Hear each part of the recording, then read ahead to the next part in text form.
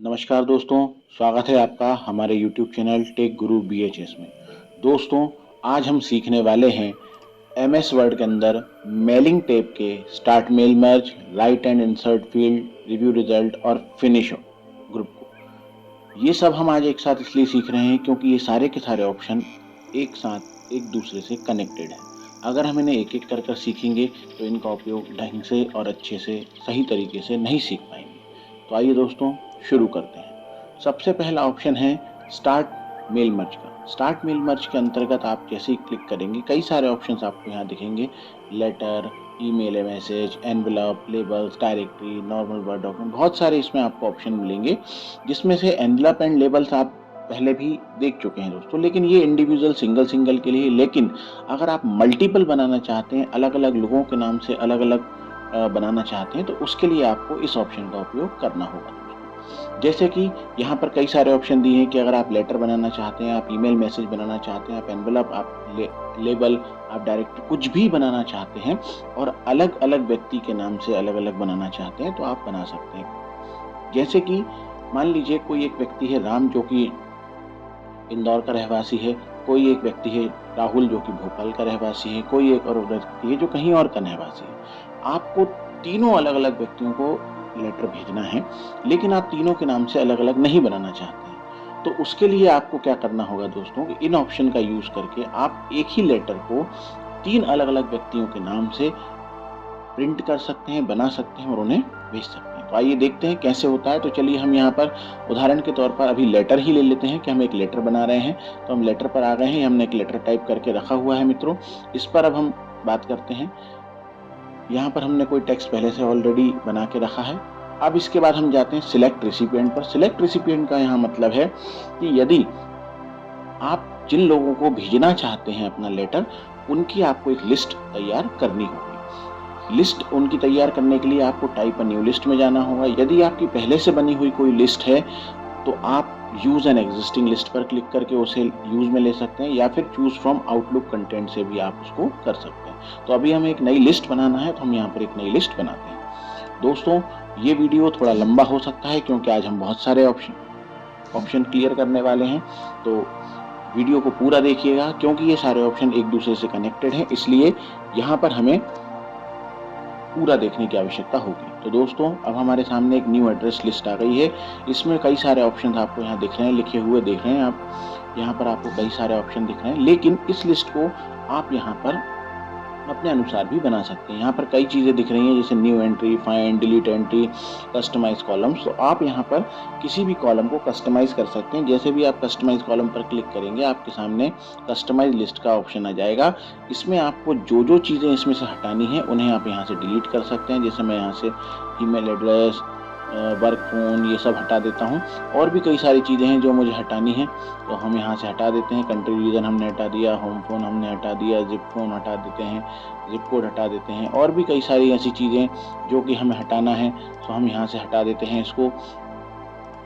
अब इसके बाद जैसे कंपनी नेम है, तो कंपनी नेम भी हटा देते हैं। हम यहाँ पर मात्र 4 या 5 ही चीज़ें रख रहे हैं, जैसे टाइटल हो गया, first name, last name, city और स्टेट। ठीक, इतना हम करने के बाद इसको ओके करते हैं। तो देखिए हमारी जो लिस्ट है वो एडिट हो गई है। अब इसमें हम टाइटल डालते हैं, जैसे हमने डाल दिया मिस्टर राम शर्मा। सिटी हमने डाल दिया यहाँ पर इंदौर, स्टेट हमने डाल दिया MP। फिर नेक्स्ट पे हम जाएंगे, न्यू एंट्री हम करेंगे। न्यू एंट्री करने के बाद हमने यहाँ फिर डाल दिया मिस्टर राहुल कश्यप। यहाँ पर हमने देखी गलती से ये एड्रेस यहाँ डाल दिया है, तो इसको हम थोड़ा सा मिटा देते हैं। फिर इसके बाद सरनेम में जाते हैं। इसके बाद हमने यहाँ डाल दिया भोपाल, MP। फिर न्यू एंट्री पर हम जाएंगे। न्यू एंट्री पर हम जाने के बाद यहाँ पर हमने एक नाम और डाल दिया,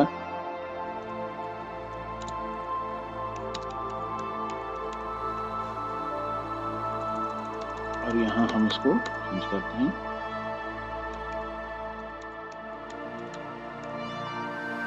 इनको हम यहाँ पर डाल देते हैं। तो दोस्तों ये हमने एक लिस्ट बना ली है। अब लिस्ट बनाने के बाद इसको हम करेंगे ओके।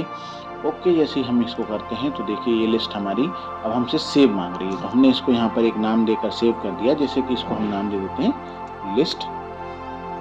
चलिए लिस्ट नाम से हमारा एक पहले से बना हुआ है, तो हम इसको लिस्ट 1 कर देते हैं एंड इसको सेव कर देते हैं। तो दोस्तों ये हमारी जो लिस्ट हमने बनाई थी ये सेव हो गई है। अब हमें इस पर काम करना है, तो अब हम यहाँ से फिर से सिलेक्ट रिसिपिएंट पर जाएंगे, यूज एन एग्जिस्टिंग लिस्ट पर क्लिक करेंगे और जो हमारी लिस्ट थी उसको हम यहाँ से चेक करेंगे। तो लिस्ट 1 के नाम से ये हमारी लिस्ट यहाँ शो हो रही है, आप देख रहे हैं। लिस्ट 1 को हमने सिलेक्ट किया एंड देन ओपन कर दिया। अब ये एक्टिवेट हो चुकी है। एडिट रिसिपिएंट लिस्ट यानी कि अगर आप चाहें तो कोई भी जो लिस्ट आपने बनाई है उसको आप एडिट कर सकते हैं। यहाँ से जो आपने लिस्ट बनाई है उसको आप एडिट कर सकते हैं। जो भी आपको एडिट उसमें करना है, चेक करना है, अनचेक करना है, जो भी आपको करना है वो आप सारी चीज़ें यहाँ से कर सकते हो। जो भी एडिट करना है वो आप यहाँ से कर सकते हैं। ठीक है दोस्तों, एडिट करने के बाद अब इसको थोड़ा सा इस लेटर को हम नीचे की तरफ कर देते हैं यहाँ पर,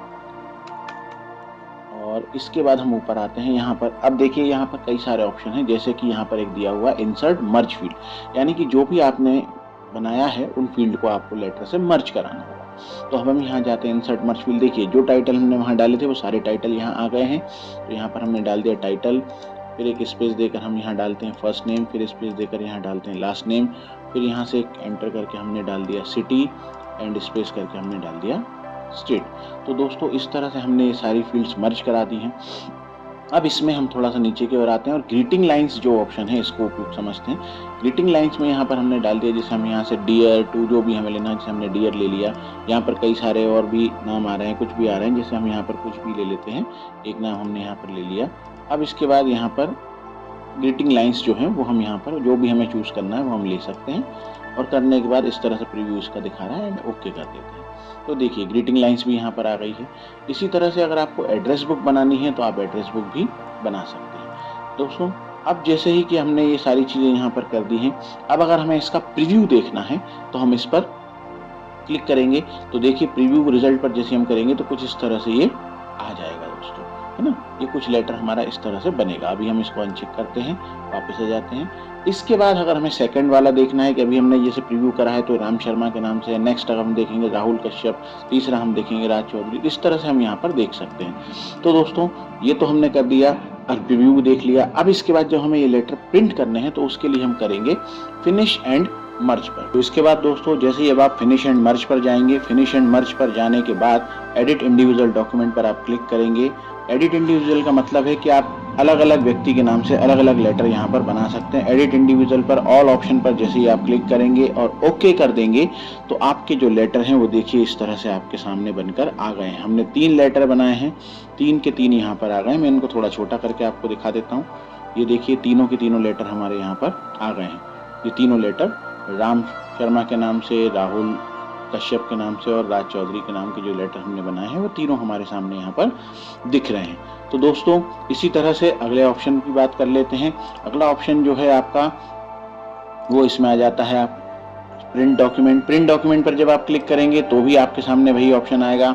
अब आपको कौन से डॉक्यूमेंट प्रिंट करने हैं उन पर आप यहाँ से दे सकते हैं। जैसे आपको करेंट डॉक्यूमेंट प्रिंट करना है तो आप करेंट रिकॉर्ड पर क्लिक करेंगे, और यदि आप बहुत सारे डॉक्यूमेंट आपने बनाए हैं और उसमें से जो भी आपको डॉक्यूमेंट चाहिए वो आपको करना है तो आप यहाँ पर, जैसे मैंने 3 बनाए, मैं आपको यहाँ से 2 और 3 ही अगर करना है तो मैं यहाँ से 2 और 3 लिख दूंगा, तो मेरा 2 और 3 ही होगा, 1 नंबर प्रिंट नहीं होगा। तो दोस्तों ये जानकारी आपको कैसी लगी? अगर ये जानकारी आपको यूजफुल है, आपके काम की है, आपको अच्छी लगी है तो हमारे वीडियो को लाइक कीजिए, शेयर कीजिए और हाँ, चैनल को सब्सक्राइब जरूर कीजिएगा, क्योंकि यहाँ आपको सही नॉलेज मिलेगा। मिलते हैं अगले वीडियो में, तब तक के लिए नमस्कार।